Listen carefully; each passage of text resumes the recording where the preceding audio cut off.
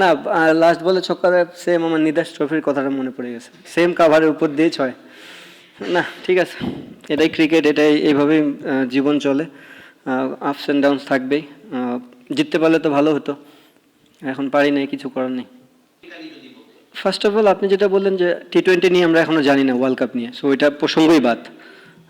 ক্রিকেটের জন্য আমার মনে হয় টি-20 ফরম্যাটটা, আমি বলবো না যে একদম আইডিয়াল না, বাট কোয়ালিফায়ার ম্যাচ আপনি তো মানে এমন একটা সিচুয়েশনে গেম খেলতেছেন, ডু আর ডাই, আপনি সম্পূর্ণ বলার ফেভারে দিয়ে গেলেন, তাহলে তো ক্রিকেটটা হলো না।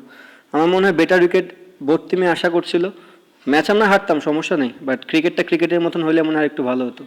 দেখেন ভাই, অনেক কিছুই লাইফে আইডিয়াল না, বাট সার্টেন টাইমে চলে আসলে ওটাকে গ্রহণ করে নিতে হবে। এই যে আমরা এতগুলো টি-20 ফরম্যাট খেললাম, ম্যাচ খেললাম বিপিএল, এটাও তো আইডিয়াল না, বাট খেলতে তো হচ্ছে, এখন কি করবো বলেন? না, এটা কি অ্যান্সার দেবো?